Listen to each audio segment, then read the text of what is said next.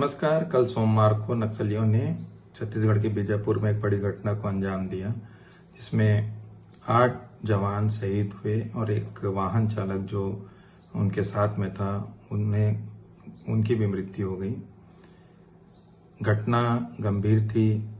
बहुत समय बाद में एक बड़ी घटना को नक्सलियों ने अंजाम दिया।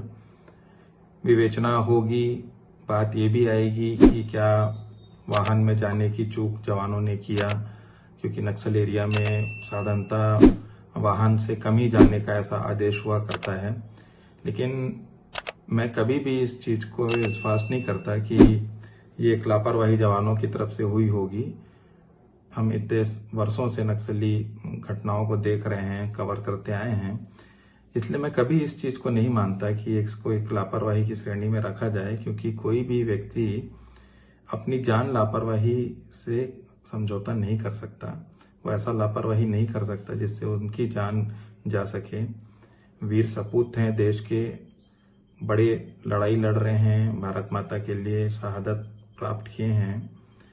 लेकिन अब जरूरी है कि हमें कुछ सावधानियां बरतनी पड़ेगी।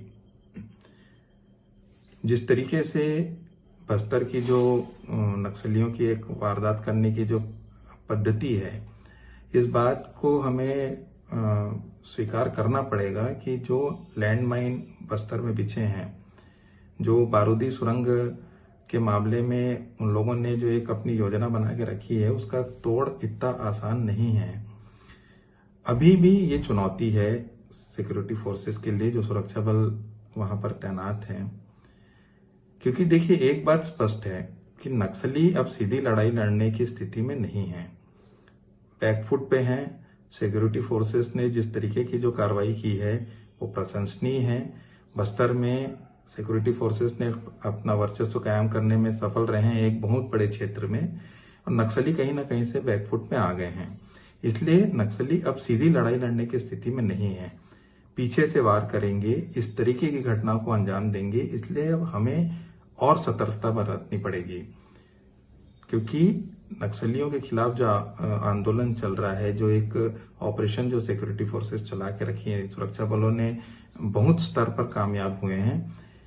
अब एक अंतिम लड़ाई की स्थिति में है नक्सलवाद। देश के गृह मंत्री अमित शाह जी, प्रदेश के मुखिया विष्णुदेव साय जी इस बात को बार बार कहते आ रहे हैं कि अब ये लड़ाई अंतिम चरण में है और 26 तक नक्सलवाद को पूरी तरीके से खत्म कर दिया जाएगा। चूंकि अब ये लड़ाई अंतिम चरण में है, इसलिए नक्सली भी कहीं ना कहीं से फ्रस्ट्रेटेड हैं, वो कहीं ना कहीं से विचलित हैं, और वो इस तरीके की जो पीछे से वार करने की जो घटनाएं हैं वो संभवतः अब बढ़ सकती है। इसलिए जो सिक्योरिटी फोर्सेस हैं, जो सुरक्षा बल हैं, उनको अब और ज्यादा सही सतर्कता रखनी पड़ेगी। छोटी छोटी चीजें जो हैं उन पे उनको सतर्कता रखनी पड़ेगी, क्योंकि हो सकता है कि जो नक्सल के जो छोटी टीम है, जो स्मॉल एक्शन ग्रुप्स हैं उनके, वो अब ज्यादा एक्टिवेट होंगे, छोटी छोटी घटनाओं का अंजाम देने की कोशिश करेंगे। इसलिए मुझे लगता है कि सिक्योरिटी फोर्सेस को अब थोड़ा और सतर्क रहना पड़ेगा इन सब चीजों से। देखिए, 2023 के बाद में ये एक बड़ी घटना है। अप्रैल में आखिरी घटना हुई थी दंतेवाड़ा, जिसमें 10 जवान शहीद हुए थे। उसके बाद ये घटना हुई है, लगभग 1.5 साल के बाद में ये बड़ी घटना हुई है। कोई भी बड़ी घटना होती है तो कहीं ना कहीं से जवानों का मनोबल टूटता है। हम जब 10 कदम आगे चलते हैं तो इस तरीके की जो घटनाएं होती है कहीं ना कहीं से हमको 2 कदम पीछे लाती है। इसलिए जवानों का मनोबल ऊंचा रखने के लिए ये सही बात है कि देश के गृह मंत्री, प्रदेश के मुख्यमंत्री हमेशा एक ऊर्जा देते हैं। इस तरीके के बयान उनके जो आते हैं वो कहीं ना कहीं से जवानों को एक प्रकार के नई ऊर्जा देते हैं। लेकिन अगर एक बड़ी घटना हो जाती तो कहीं ना कहीं से हम 2 स्टेप पीछे आते हैं, 2 कदम हम पीछे आते हैं। ये हमें रोकना पड़ेगा। इसलिए बहुत संभव हो तो हमको छोटी छोटी घटनाएं भी ना हो, इस तरीके से हमको एक योजना बनानी पड़ेगी कि कहीं ना कहीं से नक्सलियों को कोई और मौका ना मिले, वो पीछे से वार करने की स्थिति में भी ना रहे, क्योंकि अब वो सीधी लड़ाई लड़ने की स्थिति में हम नक्सली नहीं है।